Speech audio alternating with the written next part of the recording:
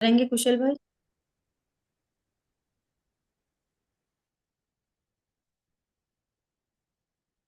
जीवम जीवम दव्वम जिणवर बस हेड जेडणे दिठम देविंद विंद वंदम वंदे तम सर्वदा सिरसा। द्रव्य संग्रह जी ग्रंथ गाथा नंबर 50 पर हम लोग स्वाध्याय कर रहे हैं गुरुदेव श्री के प्रवचन के माध्यम से। यहाँ पर अपना विषय चल रहा है कि जो ध्यान करना चाहते हैं वे पंच परमेष्ठीय भगवंतों का ध्यान करें। तो ध्यान करने का अर्थ क्या है कि सर्वज्ञ भगवान के स्वरूप को जाने। तो यहाँ अनंत भगवान के ध्यान की बात चल रही है।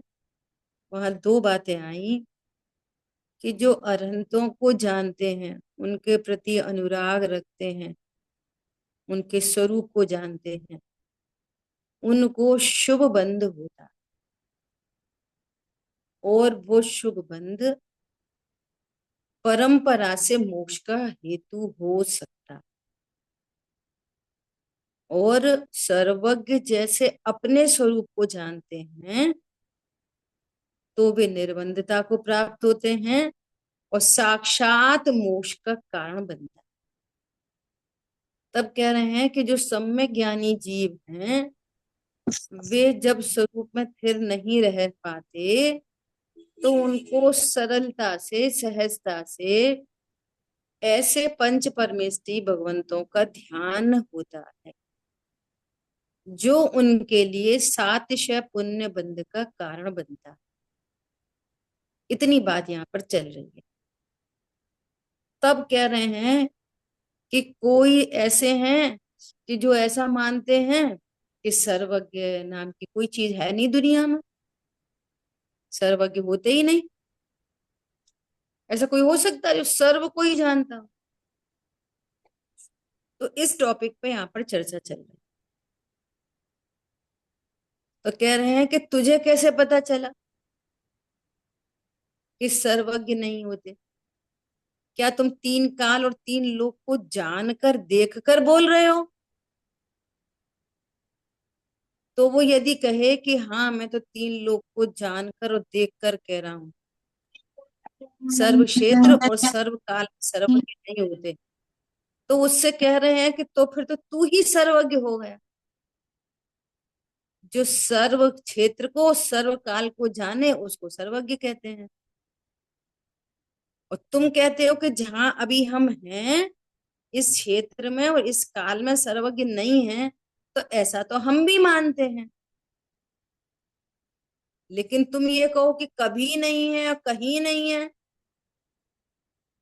आप ये कह रहे हो कि हाँ हम अपने देख के ही बोल रहे हैं, तो तुम ही सर्वज्ञ की सिद्धि होती।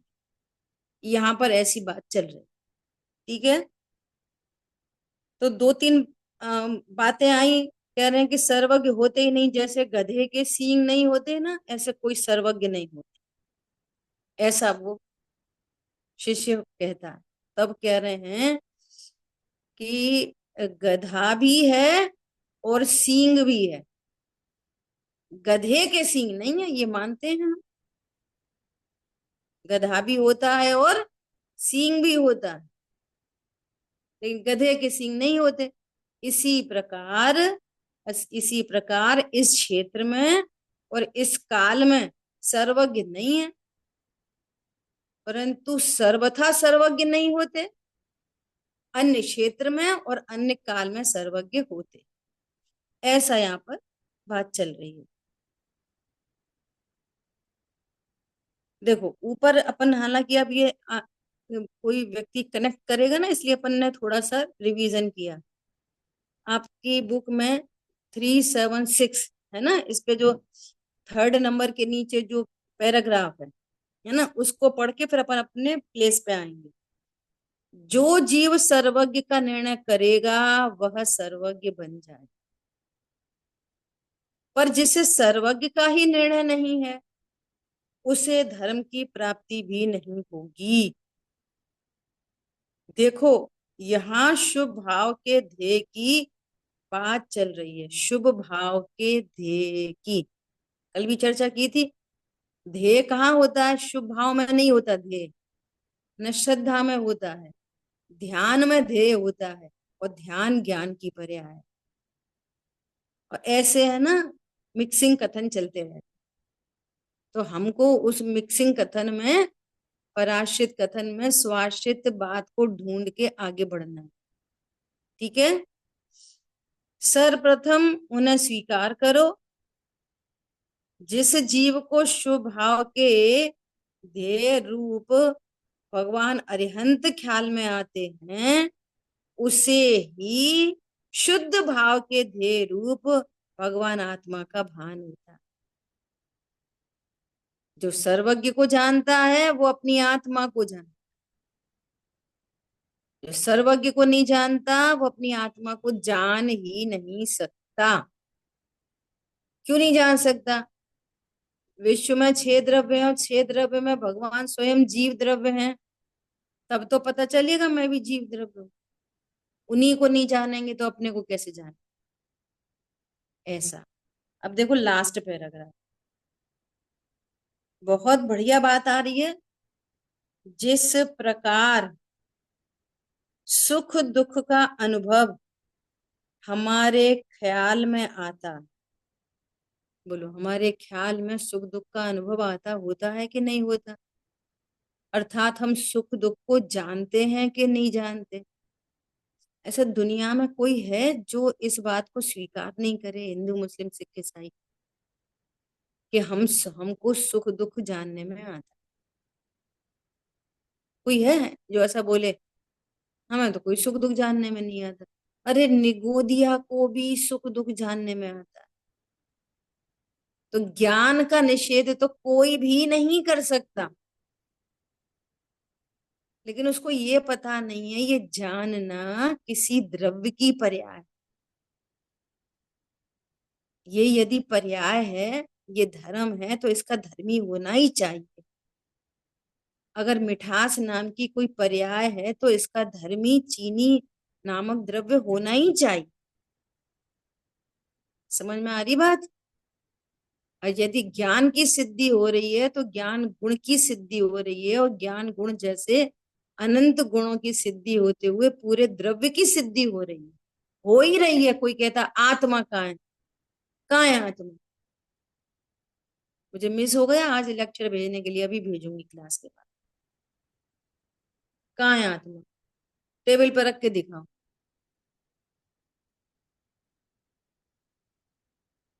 उन्होंने काउंटर क्वेश्चन किया कि तुम्हारी क्लास में जो सबसे इंटेलिजेंट पर्सन, उस उसको उसको बुलाओ। तो सबसे इंटेलिजेंट को बुलाया। तो उन्होंने बात की कि आप इसकी इंटेलिजेंसी हमको टेबल पर रख के दी। हम कैसे माने कि ये सबसे इंटेलिजेंट? कौन समझ में आया? इंटेलिजेंसी को टेबल पर रख के दिखा। तो बोले कि साहब टेबल पे थोड़ी दिखाई जा सकती है, वो तो उसके काम से पता चलता है। तो ऐसे ही हम कह रहे हैं। क्या कह रहे हैं? कि आत्मा टेबल पे थोड़ी दिखाई जाती है, तेली पे। उसके जानन जानन जानन स्वभाव से, काम से आत्मा पता चलती है। ऐसा अपने अस्तित्व की सिद्धि होती है। ठीक है। यह दृष्टांत है। उसी प्रकार किसी के अनुभव में सर्वज्ञता आती है, यह सिद्धांत है। कितनी बढ़िया बात कही है, देखो। अल्पज्ञ के ज्ञान में सुख दुख जानने में आता है ना? कह रहे हाँ। तो ऐसा कोई और भी है जिसके ज्ञान में सर्वज्ञता आती है, मतलब सर्वज्ञता की सिद्धि होती है। हम तुम अल्प ज्ञानी है, हमारे तुम्हारे ज्ञान में सर्वज्ञता नहीं आ रही। इसका मतलब ये तो नहीं है कि किसी के ज्ञान में सर्वज्ञता नहीं आती होगी। तो दृष्टांत से यहाँ सिद्धांत बताया, जो इस दृष्टांत से स्वयं सिद्ध हो जाता है। इस प्रकार सर्वज्ञ हैं अर्थात सर्वज्ञता रूपी धर्म को धारण करने वाला धर्मी है। कल भी बात आई थी, सर्वज्ञता को यहाँ पर क्या कह रहे हैं? धर्म। अब धर्म का सरल अर्थ समझना, पर्याय। जैसे चीनी का धर्म है मिठास, तो मिठास है पर्याय, रस गुण की पर्याय।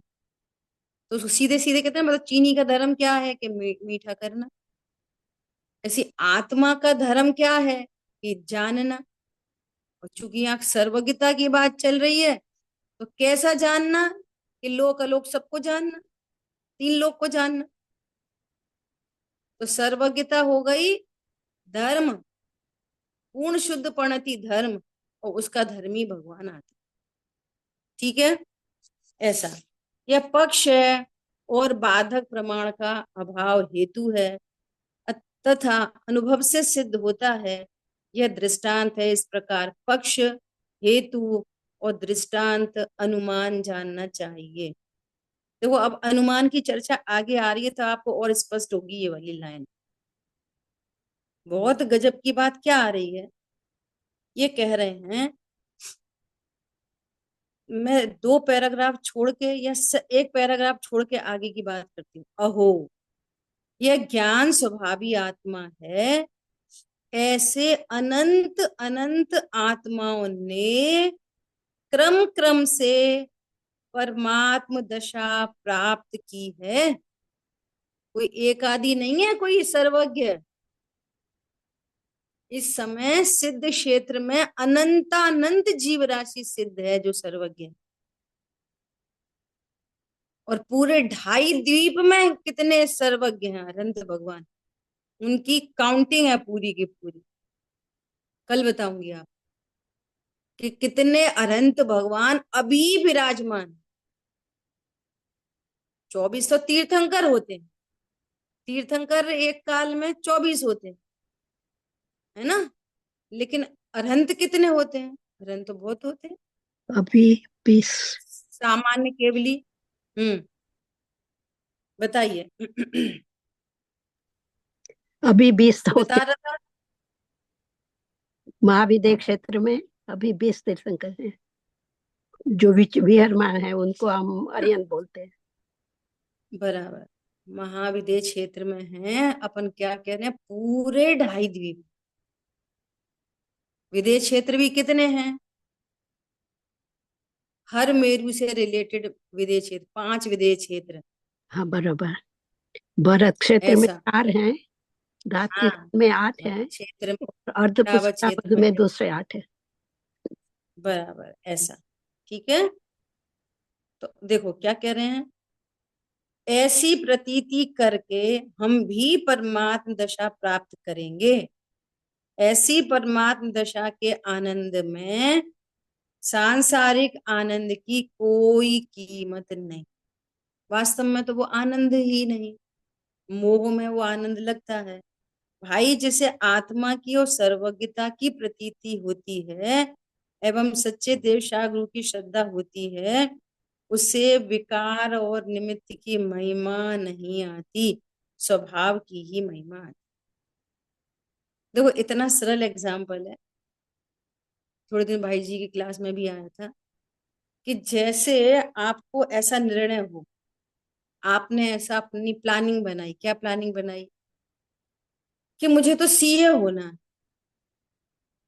मुझे तो सीए बनना है ना। तो सीए बनने की जो उसके ज्ञान में इमेज है ना, और उसने किसी को सीए देखा है, तो ये इमेजिनेशन काल्पनिक नहीं, इमेजिनेशन का अर्थ या काल्पनिक नहीं लेना। जो उसने अपने ज्ञान में अपना लक्ष्य निर्धारित किया है, तो ये सोच ही उसको रोमांचित करती है, मैं भी सीए बनूंगा। इस लक्ष्य के आगे फिर अगर कोई दूसरे चैलेंजेस भी आ जाएं, तो वो उसको कितना गौर करता है। वो नेचुरल लाइफ में किसी को ऐसा लग रहा है कि मैं डॉक्टर बनूंगा, तो वो अपना, अभी है कुछ नहीं हाथ में, लेकिन वो अपना पूरा क्लिनिक देखता है, कितने रूम देखता है, कितने उसके जो भी वहां पे अपरेटस है उन सबको देखता है। और ये विचार ही उसको रोमांचित कर देता प्रत्यक्ष है इस- है। और इसके अगेंस्ट में कितने भी चैलेंज आए तो कुछ फर्क नहीं पड़ता कुछ।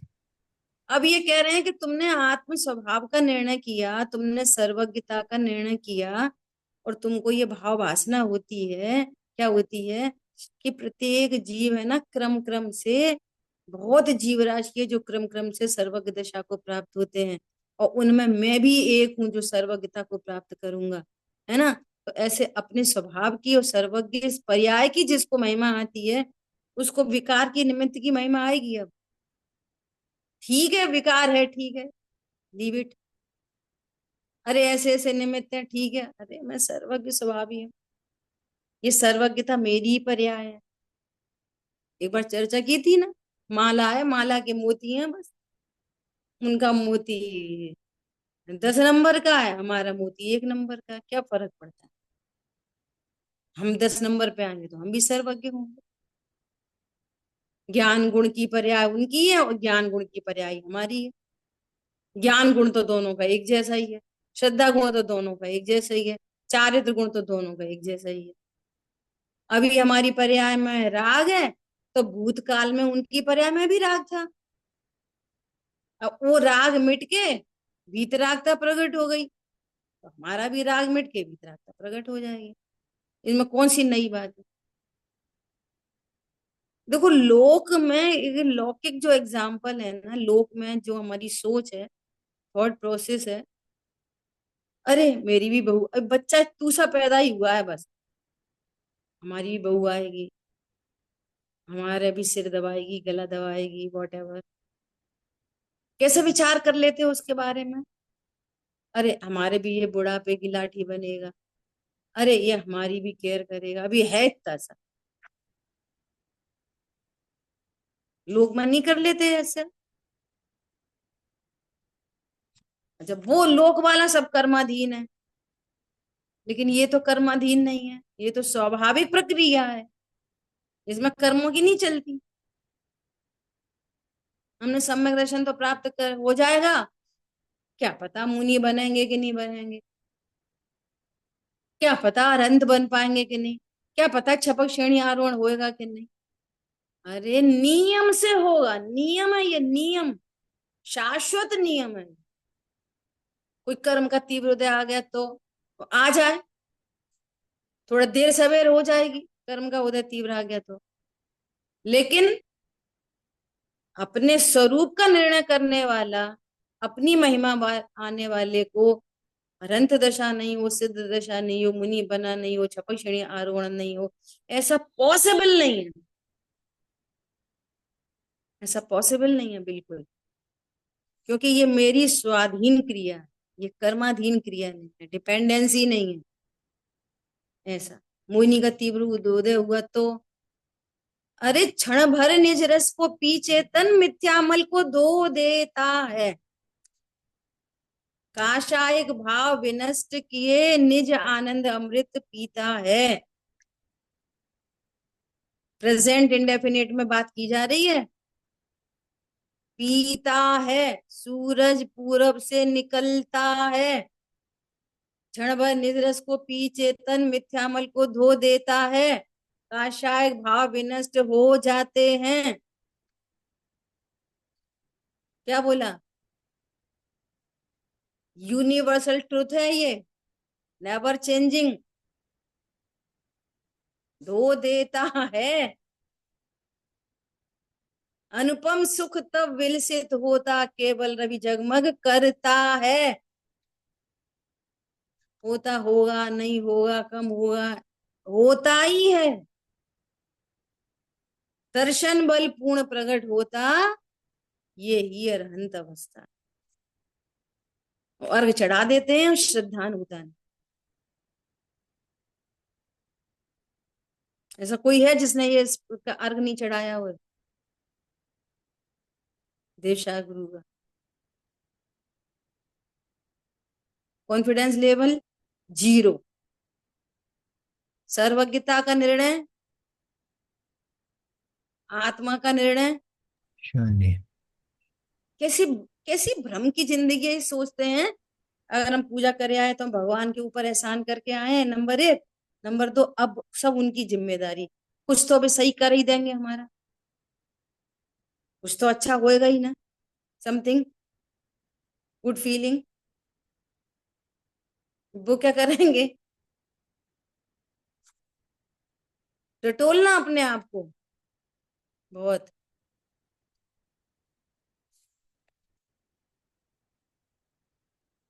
क्या बोल रहे हैं, सच्चे देव सागरु की श्रद्धा होती है, उसे विकार और निमित्त की महिमा नहीं आती, स्वभाव की ही महिमा आती। अब देखो, अब तीन तरह की चीजें होती हैं, तीन चीजें, क्या तीन चीजें होती हैं। एक होती है बहुत सूक्ष्म चीज, सूक्ष्म, जो डायरेक्ट पांच इंद्रियों से का विषय नहीं बनते, चक्षु इंद्री का तो विषय है ही नहीं, ऐसी सूक्ष्म चीज है। क्या है ऐसी सूक्ष्म चीज है, परमाणु आदि, कर्म, कितने सूक्ष्म है ये, कौन सी इंद्री से जानने में आते हैं, और परमाणु होता है कि नहीं होता, तो इसको किसने जाना होगा, कौन जानता है। सर्वज्ञ। सर्वज्ञ, सर्वज्ञ की सिद्धि तो हथेली पर रखी है, सर्वज्ञ की सिद्धि, हमारी बात ख्याल में, ऐसी सूक्ष्म चीज।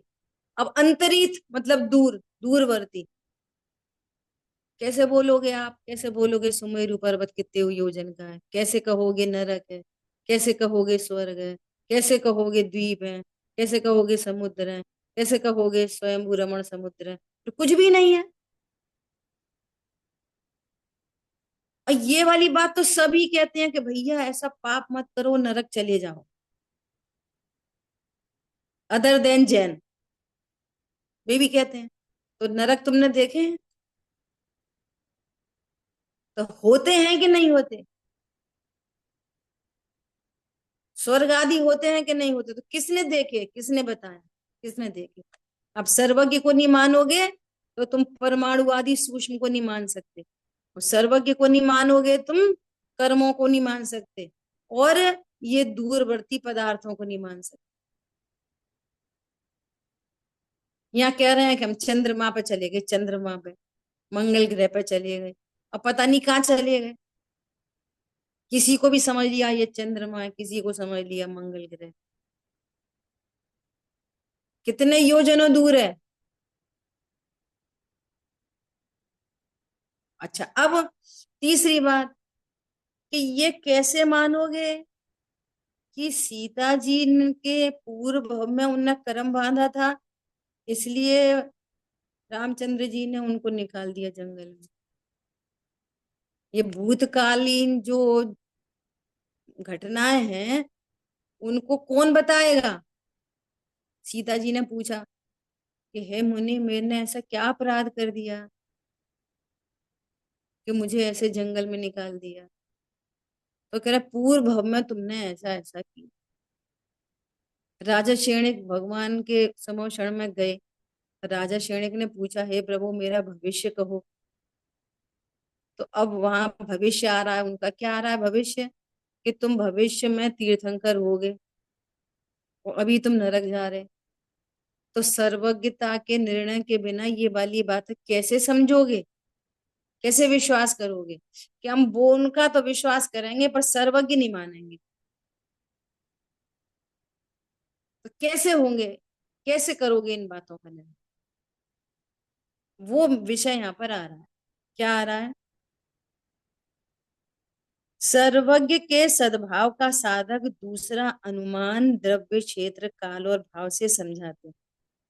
राम रावण जिस समय थे तब तो उन्हें किसी ने प्रत्यक्ष अवश्य देखा था, वे भले ही हमारे अनुमान ज्ञान के विषय हों, परंतु किसी न किसी ने प्रत्यक्ष के, किसी न किसी के प्रत्यक्ष ज्ञान के विषय अवश्य हैं। क्योंकि जो जो पदार्थ, अब ये सिद्धांत है, जो जो पदार्थ अनुमान का विषय बनता है वह अवश्य ही प्रत्यक्ष का भी विषय बनता है। अथवा परमाणु का ज्ञान हमें अनुमान से होता है। जैसे किसी स्कंद के अनेक हिस्से करते चले जाएं तो सबसे सूक्ष्म अंश या हिस्सा परमाणु कहलाता है। जब परमाणु हमारे अनुमान का विषय बनता है तो वह अवश्य ही अवधि ज्ञानी और केवल ज्ञानी के प्रत्यक्ष ज्ञान का विषय बनता है। जिस प्रकार परमाणु का उदाहरण दिया उसी प्रकार कालाणु के बारे में भी जान लेना चाहिए। इस प्रकार द्रव्य का दृष्टांत। कोई कहता कालाणु कुछ नहीं होता, कालाणु कुछ नहीं होता तो ये परमाणु, तो कहते व्यवहार काल तो है पर काल द्रव्य नहीं। तो ये आपके अनुमान में आता है ना व्यवहार काल। तो किसी के ज्ञान में काल द्रव्य निश्चय काल भी किसी के ज्ञान का विषय है। ऐसे यहाँ सर्वज्ञ की सिद्धि कर रहे हैं। वर्तमान में महाविदेह क्षेत्र मेरु पर्वत आदि क्षेत्र से दूर अर्थात अंतरित पदार्थ हैं। शास्त्रों में कहा है कि महाविदेह क्षेत्र मेरु पर्वत आदि हैं। मानते कि नहीं मानते उनको? विदेह क्षेत्र को मानते कि नहीं मानते? सुमेरु आदि को मानते कि नहीं मानते? तो कैसे मानते हो? सर्वज्ञ के बिना उन्हें कैसे मान लोगे? तुमको प्रत्यक्ष दिखाई दे रहे, अनुमान का विषय है तो सर्वज्ञ के ज्ञान का भी विषय है, ऐसा कह रहे हैं। वे क्षेत्र और उनमें रहने वाले पदार्थ हमारे अनुमान के विषय हैं, परंतु मेरु पर्वत के समीप रहने वाले जीवों के तो वे प्रत्यक्ष ज्ञान के ही विषय हैं। इस प्रकार क्षेत्र का दृष्टांत हुआ। यहाँ पे ये कहना चाह रहे हैं द्रव्य क्षेत्र काल भाव से हमको जिन द्रव्यों का अनुमान से ज्ञान होता है उन्हीं द्रव्यों को कोई प्रत्यक्ष भी जानता है। जिन चीजों जिन क्षेत्र का हमको अनुमान से ज्ञान होता है उन क्षेत्रों का कोई प्रत्यक्ष ज्ञाता भी है। बोलो पहले पहले कैसा यूएस वगैरह को कैसा कहते थे भैया? 7 समंदर पार, 7 समंदर पार। तो कैसा अनुमान का विषय तो था पहले भी, है ना? तो हाँ जी। जो हमारे अनुमान का विषय बन रहा है 7 समंदर पार, तो वो किसी के तो प्रत्यक्ष ज्ञान का विषय है कि नहीं? ऐसा समझो। और आज चीजें कैसी हो गई? बहुत आसान हो गई। पहले शिखर जी की यात्रा पे कोई जाए तो ऐसी विदाई होती थी ढोल मजीरे से कि पता नहीं है अभी लौट के भी आएंगे कि नहीं आएंगे शिखर जी की यात्रा के जाने के लिए। हमें बहुत अच्छी तरह से याद है जब हमारे पेरेंट्स जा रहे थे और पहले वो भी नहीं होता था ऐसे जाके होटल में खाना खा लेंगे। पहले तो होटल में कोई खाता ही नहीं था खाना, भोजनालय भी रेयर होते थे क्षेत्रों पे। आज तो सब मिलता है, आलू प्याज ये वो सब मिलता है। पहले तो बहुत मुश्किल था सब चीजें। ऐसे टीन के से बड़े बड़े कनस्तर, कनस्तर बोलते थे, सब बड़े बड़े होते थे, उसमें रख रख के सब सेब नमकीन मीठा सब ऐसा कर करके जाते थे लोग। और सत्तू ऐसे सत्तू विदाई है। होती थी आंखों में आंसू भर के कि पता नहीं ये लौट के आएंगे कि नहीं आएंगे। ऐसी विदाई होती थी। समझ में आ रही है बात? तो बोलो अनुमान का और फिर कोई वो नहीं, कोई मोबाइल नहीं, कोई फोन नहीं, पहुंच गए कि नहीं पहुंच गए, पता नहीं पहुंचे नहीं पहुंचे, वहां से कहाँ गए कहाँ नहीं गए, लौट के आएंगे। चिट्ठी डल जाती थी, चिट्ठी, और 7 दिन में चिट्ठी आती थी, हाँ भाई हम यहाँ पे पहुंच गए। अरे बात समझ में? तो जो अपन के अनुमान था वो आज प्रत्यक्ष हो गया कि नहीं हो गया? ऐसे सर्वज्ञता को बता रहे, है ना? तो इस क्षेत्र की बात हो गई। भूतकाल का हमें अनुमान हो सकता है, परंतु भूतकाल में जो मनुष्य थे उन्हें वह काल प्रत्यक्ष था। अभी हम कह रहे हैं कि हाँ रावण था, सीता थी, रामचंद्र जी लक्ष्मण थे, लेकिन उस समय किसी को प्रत्यक्ष ज्ञान के विषय थे। तो यहाँ पर ये न्याय शास्त्र के अकॉर्डिंगली यहाँ पे ये बात की जा रही है कि जो अनुमान का विषय होता है वो प्रत्यक्ष विषय भी होता है। आगे गुरुदेव जी उदाहरण देंगे कि जैसे हमको धुआं दिख रहा है, हमको क्या दिखाई दे रहा है? धुआं। तो हम धुआं से अनुमान कर रहे हैं कि यहाँ पे अग्नि है, तो हम दूर से अग्नि का अनुमान लगा रहे हैं, लेकिन वहां पे किसी को प्रत्यक्ष होगी कि नहीं होगी वो अग्नि? ऐसा, ठीक है। मूर्ति ही है वहाँ। हाँ, इसी प्रकार भविष्य में इस क्षेत्र में राजा श्रेणिक का जीव जो वर्तमान में नरक में है, आगामी 24 में तीर्थंकर होगा, यह हमें अनुमान है। परंतु भविष्य काल के जीवों को राजा श्रेणिक का जीव प्रत्यक्ष केवलीय भगवान के रूप में दिखाई देगा। अभी हमको अनुमान है और फिर किसी को प्रत्यक्ष होगा। भाई, जिसका अनुमान होता है उसे प्रत्यक्ष जानने वाला कोई ना कोई जीव अवश्य होना चाहिए। इस प्रकार काल का दृष्टांत दिया। किसी जीव को कोई विचार आ रहा है, वह हमें अनुमान से ख्याल में आता है, परंतु उस जीव को वह विचार अनुमान का नहीं बल्कि प्रत्यक्ष का विषय है। इस प्रकार भाव का दृष्टांत। लास्ट बात समझ में आई कि अभी आप हमें पता है आप क्या सोच रहे हो, ऐसे बोलते हैं ना। तुम्हें क्या पता है? वो हमें आपके चेहरे से अनुमान लग गया आप क्या सोच रहे हो, तो हमने अनुमान से बता दिया आप ऐसा सोच रहे हो। तो हमें जिसका अनुमान लग रहा है उसके लिए तो प्रत्यक्ष है ना वो। एक मिनट होल्ड करना। हाँ,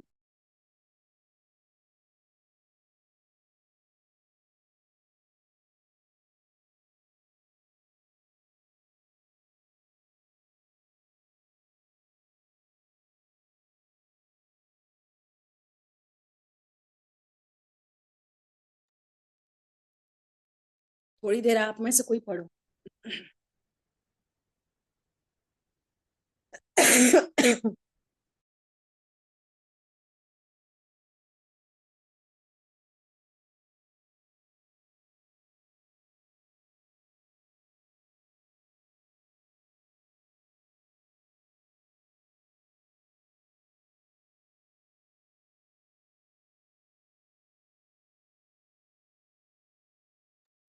भाभी दीदी को खांसी हो रही है, आप पढ़ लो।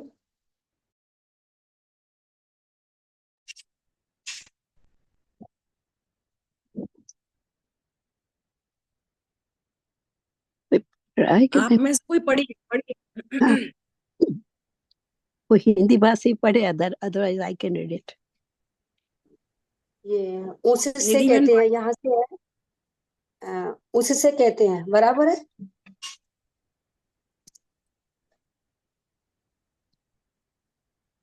इस दीदी का प्रकार द्रव्य काल और भाव के माध्यम से सर्वज्ञता के सद्भाव का अनुमान किया।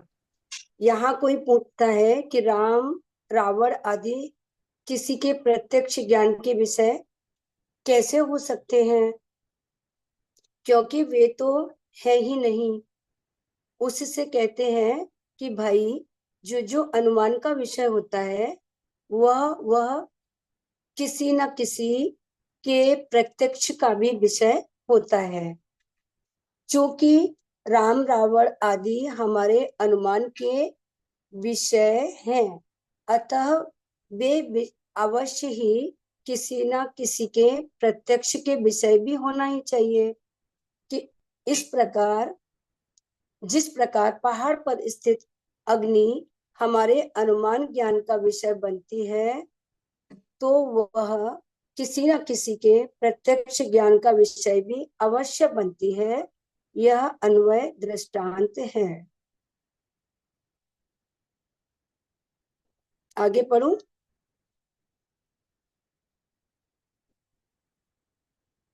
पढ़िए पढ़िए आगे पढ़िए। पढ़े। इस प्रकार हाँ हाँ, राम, रावण आदि का द्रव्य, क्षेत्र, काल और भाव रूप अनुमान से निश्चय करना उपनय वचन है। और देश, काल, राम, रावण, परमाणु, विकल्प आदि अंतरित पदार्थ अनुमान के विषय हैं, तो वे पदार्थ किसी न किसी जीव के प्रत्यक्ष भी होना चाहिए, तथा वर्तमान में किसी के केवल ज्ञान में प्रत्यक्ष ज्ञान होना चाहिए। यह निगमन वाक्य है। भाई सर्वज्ञ की प्रतीति तो भाई सर्वज्ञ की प्रतीति हो तो सभी का खुलासा हो जाए। अरिहंत किसे कहना? अज्ञानी को इसकी खबर नहीं है। सर्वज्ञ की प्रतीति करने वाला विकार से धर्म नहीं मानता। अन्य का कल्याण कर दूं ऐसा भी नहीं मानता। भाई प्रत्येक पदार्थ की पर्याय क्रमशः होती हैं। जो ऐसा मानता है उसे अहंकार, विकार तथा अल्पज्ञता की रुचि छूटकर स्वभाव की रुचि हो जाती है। तो कितनी बढ़िया बात कह रहे हैं। क्या बोल रहे हैं कि जिसको सर्वज्ञता की प्रतीति होती है तो उसको विकार से धर्म नहीं मानता। मतलब सर्वज्ञता का निर्णय इतनी बड़ी बात है कि अब वे अनंत सुखी। सर्वज्ञ भगवान क्या कर रहे हैं? कितनी पूजा पाठ, दया दान। और यदि ये धर्म होता तो फिर सर्वज्ञ भगवान को भी होता। क्या कहा? अच्छी चीज है ना पूजा पाठ, दया दान। तो अभी विचार करना कि अभी हम पुण्य पाप के खेल से बाहर नहीं निकल, अभी भी कहीं ना कहीं हमें शुभ भावों में अटक पड़ रही। अभी भी अभी कोई वाइट ड्रेस पहन के मिल जाए, कोई शुद्ध भोजन करता हुआ मिल जाए, कोई ऐसा रटी पड़ी हुआ गाथा टीका, तो हमारा ज्ञान 2 मिनट में रीझता है उधर। और उधर रीझना मतलब विकार की रुचि। क्या बोला? उधर में रीझने का अर्थ क्या है? तुमको विकार की रुचि, फिर धर्म की रुचि नहीं। समझ में, लॉजिक समझ में आ रहा है? अगर ये अच्छी चीज होती तो भगवान अच्छे काम नहीं करते। इसका मतलब क्या है? इसका मतलब क्या है कि ये धर्म नहीं हो सकता, ये सुख का कारण नहीं हो सकता। और या फिर आप पेंडुलम हो कि भगवान के नाम पर तो वीतरागता अच्छी और हमारे तुम्हारे नाम पर शुभ भाव अच्छा। समझ में आ रही बात? ये सर्वज्ञता का निर्णय करने पर, जहां सारे शुभ अशुभ भावों का अभाव होते हुए जिनको पूर्ण वीतरागता प्रकट हुई है, और पूर्ण वीतरागता प्रकट होने पर केवल ज्ञान हुआ है, और जिनको केवल ज्ञान हुआ है उनको अनंत वीर प्रकट हुआ है, अनंत सुख प्रकट हुआ है। और बस यही प्रकट करने योग्य उपाय। अब भले शुभ परिणाम हो बीच में, भले ही शुभ भाव हो बीच में, लेकिन उसको विकार जानता है, उसको विकार की रुचि नहीं होती। इससे मुझे लाभ होगा ऐसी रुचि नहीं होती। इतनी बड़ी बात है सर्वज्ञता का निर्णय। आ रही है बात ख्याल में?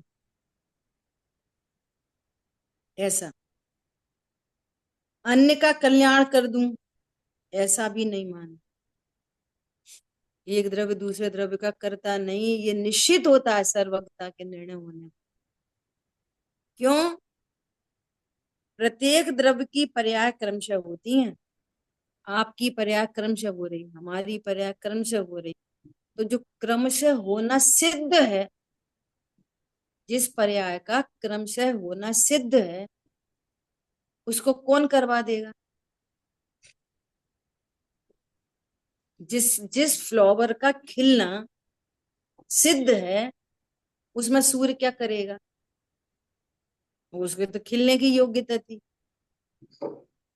और जो इमेच्योर हैं, जो कलियां हैं अभी इमेच्योर हैं, उनमें अभी खिलने की योग्यता नहीं है, तो उसमें वो क्या करेगा? सूर्य। कौन समझ में आ रहा है? ऐसी गजब की बात है ये। अभी भी हमें ऐसा लगता है ऐसा तो होना ही चाहिए, ऐसा तो करना ही चाहिए, ऐसा तो करना ही चाहिए, उनकी बात सही नहीं है, इनकी बात सही है, इनकी गलत है, इनकी वो है।